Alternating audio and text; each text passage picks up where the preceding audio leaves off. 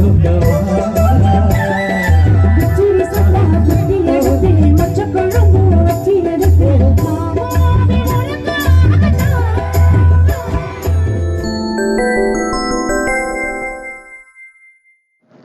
viewers, welcome to our RS Studio Diary YouTube channel. நான் ராஜேஸ்வரி கணேசன். நமது channel ஒவ்வொரு வாரமும் புதுவையின் புதுமைகளை அறிமுகப்படுத்தி கொண்டு வராங்க. அந்த வகையில் இந்த வாரத்திற்கான புதுவையின் புதுமை யார் தெரியுங்களா? சமுதாயத்தில் காகித பூக்களா நினைக்கிற தருணத்தில் நாங்களும் மணக்கிற மல்லிகைப்பூ தாங்க அப்படின்னு சொல்லி தன்னுடைய குரல் வளத்தால வளம் வந்து கொண்டிருக்கிற நமது கலைமாமணி விருதை பெற்ற கோபிகா அவர்கள் தான். மங்கை திரு நங்கையான கோபிகா அவர்களை வருக வருக என வரவேற்கிறோம். வணக்கம் மேடம். வணக்கம். எப்படி இருக்கீங்க? நல்லா இருக்கேன். நீங்க எப்படி இருக்கீங்க? நான் நல்லா இருக்கிறேன் மேடம். இந்த நிகழ்ச்சி மூலியமா உங்களை நேரடியா பார்க்கிற வாய்ப்பு எனக்கு கிடைச்சதுக்கு ரொம்ப சந்தோஷமா இருக்குது. எனக்கு ரொம்ப மகிழ்ச்சியா இருக்குது. உங்க பாடல்களை நான் நிறைய கேட்டிருக்கிறேன். உண்மையா மதியம் மயங்கிடுவேன். ஒரு நிமிஷம் கண்ணை மூடிட்டு கேட்டோன்னு வச்சுக்கோங்களேன், உண்மையா குயில் இசை கூவுற மாதிரி இருக்கும்.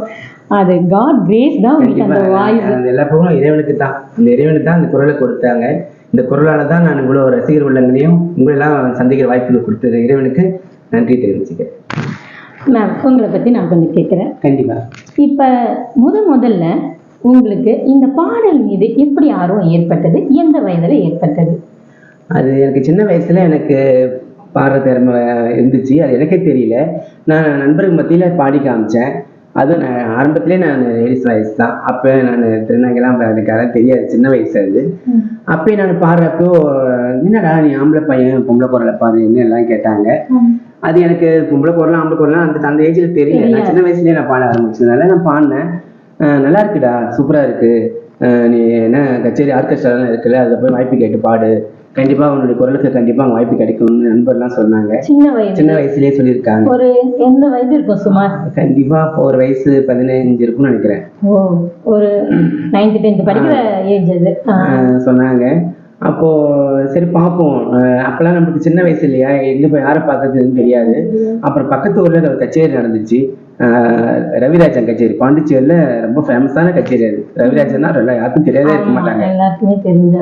அந்த கச்சேரி பக்கத்து ஊர்ல நடந்துச்சு. நாங்கள் திருவிழாவுக்கு போறப்போ அங்க கச்சேரி நடக்கிறப்போ என் நண்பர்லாம் சேர்த்து என்னை ஏற்றி விட்டாங்க.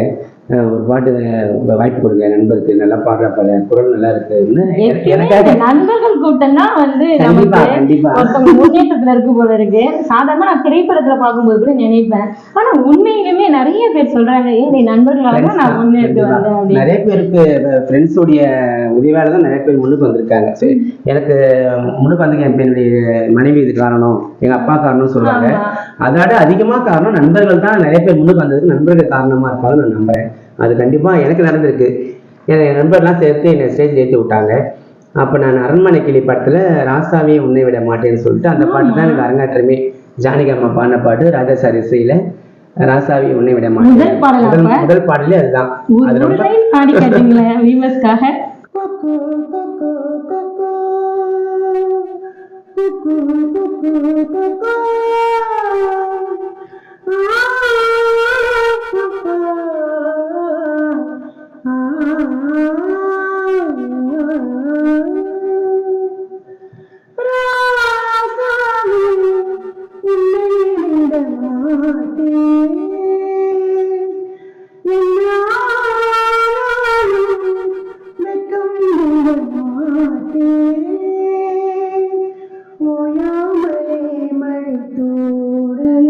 உண்மையா எங்க மழை தூவிடுதுங்க. ஓயாமலே என்ன அந்த ஹம்மிங் எடுக்கிறீங்க பாருங்க. No chance. எல்லாம் இறைவனுக்கு தான் அந்த நன்றி சொல்லணும். ஏன்னா இவ்வளவு பேர் இருக்காங்க தெரியுங்க, யாருக்குமே கிடைக்காத ஒரு பொக்கிஷமான குரல். நான் ஏதோ பூர்ண ஜென்மத்தை நான் ஏதோ புண்ணியம் பண்ணியிருக்கேன். உங்க குடும்பத்துல யாராவது இந்த மாதிரி பாடுற வாய்ப்பு வச்சிருக்காங்களா? அந்த குரல் வளம் இருக்குதா? எங்க குடும்பத்துல யாரும் பாடல. அப்பா நல்லா பாட்டு கேட்பாங்க. எம்ஜிஆர் பாட்டு, அப்பா எம்ஜிஆர் ரசிக்கிற பாட்டு கேட்பாங்க. எங்க தாத்தா தெருக்கூத்து கலைஞர், எங்க அப்பாவுடைய தந்தையார் தெருக்கூத்து கலைஞர். பண்ருட்டி மாவட்டத்துல அக்கடை என்ற கிராமத்துல எங்க தாத்தா தெருக்கூத்து ரொம்ப புகழ் பெற்றவர் அவர் என் தாத்தா. அந்தோடைய இதால் எனக்கு வந்துச்சான்னு தெரியல அந்த பாட்டு. எங்க அண்ணன் நல்லா பாடுவார், அவர் அண்ணன் எம்ஜிஆர் பாட்டு நல்லா பாடுவார் குடும்பத்துல. என் பொண்ணும் சுமாரா பாடுவாங்க. அவங்க வளர்ந்துட்டு வராங்க. நீங்க முதல்ல பாடின மேடை பாடல் இந்த ராசாவின் மனசுலன்னு சொன்னீங்க. அதுக்கப்புறம் இது வரைக்கும் தொடர்ந்து எத்தனை ஆண்டு காலமா உங்களுடைய இந்த கலை பயணம் நடந்துட்டு இருக்கு? இப்போ மொத்தம் 30 வருஷம் மேலே ஆயிட்டு இருக்கு. 30 வருஷம் மேலே போயிட்டு இருக்கு. எத்தனை பாடல்கள் பாடியிருக்கீங்க? அது கணக்கு சொல்ல முடியாது. நான் எல்லா பாட்டுமே எனக்கு மனப்பாடம் தான். கச்சேரியிலே என் கூட பாடுற பாடகர்லாம் பார்த்து தான் பாடுவாங்க. நான் மட்டும் பார்க்காத தான் பாடுவேன் எல்லா பாட்டும். ஏன் நான் பார்க்காத பாடுறேன்னா, எனக்கு படிப்பறிவு இல்லை. எல்லா பாட்டுமே எனக்கு மனப்பாடம். அப்படி இருக்கு ரொம்ப மகிழ்ச்சி. ஏன்னா நான் எல்லா பாட்டு டான்ஸோட பாடுறாரு, எல்லா பாட்டு நடிப்போட பாடுறாரு. அப்படி இருக்கையில அது பார்க்காம பாடுறது எனக்கு ரொம்ப அது உதவியா இருக்கு. அப்ப மேடையில நீங்க எந்த இதுவும் வச்சுக்காம பார்க்காமலே எந்த பாட்டும் நான் பார்த்தே பாட மாட்டேன். எல்லா பாட்டும் மனப்பாடம் தான். நீங்க அதிகமா பெண் வாய்ஸ்ல பாடுறாங்க. அப்படி இருக்கும்போது எந்த பின்னணி பாடகியோட வாய்ஸ் உங்களுக்கு ரொம்ப பிடிக்கும், அதிகமா அதுல பாடல் பாட விரும்புவீங்க? எல்லா பாடகியுமே நல்லா பாடுறவங்க தான். எனக்கு ரொம்ப பிடிச்ச பாடகி எனக்கு ஜானகி அம்மா ரொம்ப ரொம்ப பிடிக்கும். உயிர் ஜானகி அம்மா தான். ஜானகி அம்மா ரொம்ப பிடிக்கும். அடுத்த பாடகி யாருன்னு கேட்டீங்கன்னா, நம்ம மண்ணை விட்டு மறைஞ்சாலும் நம்ம மனதை விட்டு மரியாதைன்னு எல்லாருக்கும் பிடிச்ச பாடகி சொர்ணலதா அம்மா. அவங்களுடைய பாட்டை ரொம்ப அவங்க இந்த 2 பாடகி எனக்கு 2 கண்ணு மாதிரி. மற்ற பாடி நல்லா எனக்கு வர சொல்லலை, எல்லாமே நல்லா பாடுறவங்க தான். என் மனசுக்கு ரொம்ப கவர்ந்தவங்க ஜானகி அம்மாவும் சொர்ணலதா அம்மாவும் ரொம்ப எனக்கு பிடிச்ச பாடகி. அப்ப அவங்க பாடல்களை அதிகமா கண்டிப்பா அவங்க 2 பாட்டு ரொம்ப அதிகமா கேட்பேன். ஆனா அந்த அளவுக்கு பாட வந்தது காரணமே 2 பேர் தான். நீங்க முதல்ல அந்த மேடை ஏறினீங்கன்னு சொன்னீங்க. அதுக்கப்புறம் தொடர்ந்து மேடை வாய்ப்புகளை யார் ஏற்படுத்தி கொடுத்தாங்க?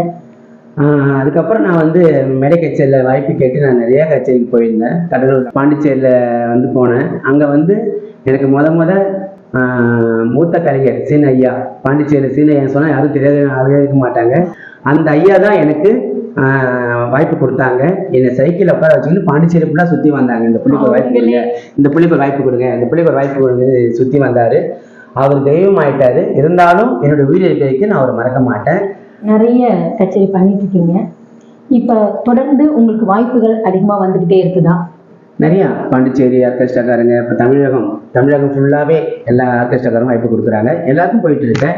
எல்லாருக்கும் நான் போய் என்னுடைய பணியை நான் கண்டிப்பாக கொடுக்குறேன். இதுவரை நீங்கள் எந்த மாதிரியான நிகழ்ச்சிகள் எல்லாம் பங்கேற்று உங்களுடைய திறமையை வெளிப்படுத்திட்டு இருக்கீங்க? நிறையா திருமண நிகழ்ச்சி, கோவில் நிகழ்ச்சி, பொதுநல நிகழ்ச்சி, அரசு நிகழ்ச்சி, எல்லா நிகழ்ச்சியும் போய் பாடுவேன். என்னுடைய சிறப்பை கொடுப்பேன். பாடி எல்லாம் மக்களை மகிழ்வுபடுத்துவேன். பாமர மக்கள், உழைக்கிற மக்களை நான் பாடுறது மட்டும் இல்லை, ஆடி பாடி அந்த மக்களோட உழைப்பை அவங்க தன்னை மறந்து நிகழ்ச்சி பார்ப்பாங்க கச்சேரி. அந்த அளவுக்கு என்னுடைய ஒர்க்கை நான் கொடுப்பேன். மேடம், இதுக்கு முன்னாடி நிறைய நிகழ்ச்சிகள் இந்த மாதிரி நடந்திருக்கும். எனக்கே தெரிஞ்சு ஒரு கோவில் திருவிழா, திருமணம்னாலே பாட்டு கச்சேரி களை கட்டும். ஆனால் இப்போ அந்த மாதிரி நிகழ்ச்சிகள்லாம் குறைவாக இருக்குதுன்னு என்னுடைய கருத்து. அதை பற்றி நீங்கள் என்ன நினைக்கிறீங்க? கண்டிப்பாக மேடம். ஆனால் இப்போ நிகழ்ச்சியெல்லாம் முத மாரி இல்லை. இப்போ நிகழ்ச்சியெல்லாம் குறைவு தான். நல்லா வாசிக்கிற கலைஞர்கள், நல்லா பாடுற பாடகிலாம் வீட்டில் தான் இருக்காங்க. ஆனால் ஆட்களே இல்லாமல் 3 மணி நேரம் சத்தம் கேட்டால் போதும் சொல்லிட்டு ஒரு நிகழ்ச்சி நடக்குது. நாங்களாம் வீட்டில் இருக்கிறோம். இசைக்கலைஞர்களும் கஷ்டப்பட்டு தான் இருக்கிறோம். எங்களுடைய வாழ்க்கையெல்லாம் ஒரு கேள்விக்குறியாக இருக்குது. ஆனால் நிகழ்ச்சி நடந்துட்டு தான் இருக்குது. அதுக்கு 10,000 5,000 கொடுத்து அவங்களுக்கு கொடுக்குறாங்க. அந்த 10,000 5,000 எங்களை மாதிரி இசைக்கலைஞர்கள் கொடுத்தா ஒரு 10 குடும்பம் பழிப்போம். இதை மிக தாழ்மையோடு கேட்டுக்கிறேன். நீங்கள் கச்சேரி இல்லாத நேரங்களில், நிகழ்ச்சி இல்லாத நேரங்களில் என்ன செஞ்சுட்டு இருப்பீங்க? கச்சேரிக்கு போவேன். மற்ற நேரத்தில் வீட்டில் அம்மாவுக்கு ரொம்ப உதவி பண்ணுவேன். அம்மா சமைக்கிறதுல வீட்டில் அம்மா கூட உதவி பண்ணுவேன். அப்புறம் நான் பாடுற பாட்டுகளை நான் பயிற்சி பண்ணுவேன். நல்லா வீட்டில் இருக்கும்போது பயிற்சி பண்ணுவேன். முக்கியமான பயிற்சி பண்ணுவேன். அதான முக்கியமான விஷயம். என்னன்னா மனப்பாடமா எல்லா பாட்டையும் பாடி மனப்பாடமா பாடினாலும் நமக்கு பயிற்சி முக்கியமானது இல்லை. பயிற்சி பண்ணிட்டே இருந்தால் அது கரெக்டாக இருக்கும். அப்புறம் மற்ற நேரத்தில் நம்ம ஒரு புண்ணியமான ஒரு வேலை செய்யணும்னு சொல்லிட்டு கடலூர்ல பாதிரி குப்பத்துல பாபாஜி முதியோர் இல்லத்துல நான் அவங்க உறுப்பினராக இருக்கேன். நான் வயசான தாத்தா பாட்டிங்கெல்லாம் அவங்கள பார்த்துக்கிறேன். அவங்க அது நடத்துறவங்க கடலூர்ல டாக்டர் சிவசங்கரி மேடம் நடத்துறாங்க. அந்த மேடம் அவங்க கூட சேர்ந்து நான் ஹோம்ல ஒர்க் பண்றேன். தன்னுடைய வேலை கூட இந்த மாதிரி பொது சேவை செய்யணும்ன்றது என்ன வர்றதே பெரிய கண்டிப்பா கண்டிப்பா. ஏன்னா நம்ம சும்மா இருக்கக்கூடாது. நம்மளால நம்ம ஒரு உதவி அவங்க போய் நம்ம செய்யணும்னு சொல்லிட்டு நான் எந்த பலனும் எதிர்பார்க்காம வயசான தாத்தா பாட்டி செஞ்சா கடவுளுக்கு செய்யற மாதிரி. அதனால நான் போய் யாருக்கும் செய்வேன். ஹோம்ல போய் இருப்பேன். ஹோம்ல போய் வயசான தாத்தா பாட்டிலாம் பாட்டு பாடுவேன். அவங்களுக்கு சாப்பாடு பரிமாறுவேன். அவங்களுக்கு என்ன கேட்குறாங்க வாங்கி தருவேன். ஹோம்ல நான் போய் வசந்த யாரும் இல்லாதப்பதான் அந்த மாதிரி ஹோமுக்கு வருவாங்க. அவங்கள அந்த முதியோர்களை மகிழ்ச்சி படுத்துறதே உங்களுடைய கண்டிப்பா கோபிகா வந்துட்டாலே அவங்க ஹோம்ல வயசான தாத்தா பாட்டு ரொம்ப மகிழ்ச்சி அடைவாங்க. கோபிகா வந்துட்டாங்க, நம்ம செம ஜாலியா இருப்பாங்க. கோபிகா அந்த பாட்டு பாடு, இந்த பாட்டு பாடு, பழைய பாட்டுலாம் கேட்பாங்க, பக்தி பாட்டு கேட்பாங்க, சோக பாட்டு கேட்பாங்க. அவங்கள பாடி மகிழ்ச்சிப்படுத்துவேன். கண்டிப்பா அது என் மனசுல ரொம்ப அது நேரா டைரக்டா இறைவனுக்கே நம்ம செய்யற துண்டு. மேடம், நீங்க இந்த இசை பயணத்தை செம்மையா நடத்தி கொண்டு வர்றீங்க. உங்களை போன்ற கலைஞர்களுக்கு, இசைக்கலைஞர்களுக்கு நீங்க என்ன சொல்ல வரீங்க? இப்ப நான் நிறைய நிகழ்ச்சி பாக்குறேன் டிவிலாம். சின்ன சின்ன குழந்தைங்களாம் பயங்கரமா பாடுறாங்க. ரொம்ப அதை பார்க்க ரொம்ப எங்களுக்கு பிரபலமா இருக்குது, ரொம்ப ஆச்சரியமா இருக்குது. இப்படிதான் அந்த குழந்தைங்க அந்த பாட்டை உள்வாங்கி எப்படிதான் அதை ஃபீல் கொடுத்து பாடுறாங்கன்னு தெரியல. நாங்களாம் அது எங்களாலே அதை கொடுக்க முடியுமான்னு யோசனையா இருக்கு. ரொம்ப ரொம்ப மகிழ்ச்சியா இருக்குது. எல்லாருமே உங்க திறமை கொண்டு வெளியே வாங்க, கண்டிப்பா நீங்களும் சாதிப்பீங்க. இப்ப திருநங்கை உங்களை மாதிரி இருக்கக்கூடிய மற்ற திருநங்கைகளுக்கு நீங்க ஒரு முன்னுதாரணமா இருக்கிறீங்க. அவங்களுடைய தன்னம்பிக்கைக்கு நீங்க சில வரிகள். இப்பெல்லாம் எங்களை திருநங்கைக்கெல்லாம் எல்லா துறையிலையும் மதிப்பு மரியாதை கொடுத்து எல்லாம் மேலே கொடுக்குறாங்க. ஏன் அரசாங்கமே எங்களுக்கு அந்த சலுகை செய்கிறாங்க.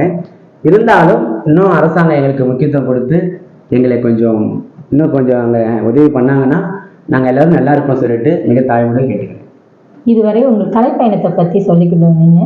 இப்போ உங்கள் குடும்பத்தை பற்றி ஒரு சில கேள்விகள். உங்கள் குடும்பத்தில் எத்தனை பேர் இருக்காங்க? உங்கள் ஃபேமிலியை பற்றி கொஞ்சம் சொல்லுங்களேன். அப்பா இப்போ தான் 6 மாதம் முன்னாடி தவிர்த்தாங்க. உடம்பு சரியில்லாமல் இருந்து தவிர்த்தாங்க. அவருடைய ஆசீர்வாதம் எப்பயுமே என் குடும்பத்துக்கு இருக்கும். கண்டிப்பா. இப்போ வீட்டில் அம்மா, அண்ணன், அண்ணி, அண்ணன் பசங்க, தங்கச்சி வீட்டுக்காரு, தங்கச்சி பசங்க எல்லாரும் ஒன்றா குடும்பத்தில் சந்தோஷமாக தான் இருக்கும். நல்லா போயிட்டு இருக்கு. இதுவரை எங்கள் நிகழ்ச்சிக்கு ஒத்துழைப்பு கொடுத்த உங்களுக்கு எங்கள் RS studio diary YouTube channel சார்பாக நன்றியை தெரிவித்துக் கொள்கிறோம். நன்றி, எடுத்து ரொம்ப ரொம்ப சந்தோஷம். அது கூட கேமராமேன் வேலு அவர்கள், உங்களுக்கும் நான் நன்றி தெரிவிச்சுக்கிறேன். அண்ணன் ரமேஷ் செல்வராஜ் அண்ணன் சின்ன வயசுலேருந்தே தெரியும்.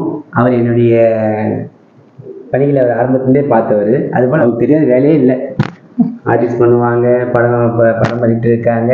இதுபோல் இப்போ யூடியூப் சேனல் நல்ல திறமையான கலைஞர்கள் தேடி கண்டுபிடிச்சி இதெல்லாம் பண்ணிட்டு இருக்காங்க. அதனால் அண்ணனுடைய பணிக்கு நான் வாழ்த்துக்கள் தெரிவிச்சுக்கிறேன். இது வரைக்கும் பார்த்துட்டு எல்லாம் அப்படியே போயிடாதீங்க. லைக் பண்ணுங்க, ஷேர் பண்ணுங்க, கமெண்ட் பண்ணுங்க, நல்ல விஷயத்துக்கு சப்போர்ட் பண்ணுங்க. நேயர்களே, இதுவரை கோபிகா அவர்களுடைய பயணத்தை பற்றி, கலைப்பயணம் மற்றும் குடும்ப வாழ்க்கையை பற்றி அறிந்து கொண்டோம்.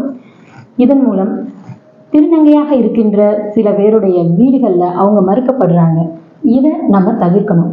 அது மட்டும் இல்லை, இந்த சமுதாயமும் அவங்களுக்கு தன்னால் முயன்ற, தன்னால் ஆன பங்களிப்பை கொடுக்கணும். இது போன்று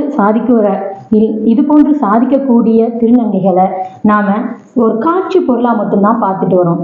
இனி அந்த தவறை நம்ம செய்யாம நம்ம சமுதாய முன்னேற்றத்திற்கு நம்மோடு இணைந்து அவர்களையும் வருக வருக என வரவேற்றுக் கொள்வதாக இந்த நிகழ்ச்சி அமைகிறது. நிகழ்ச்சியில் பங்கேற்றமைக்கு மிக்க நன்றி கோபிகா. நன்றி மேடம்.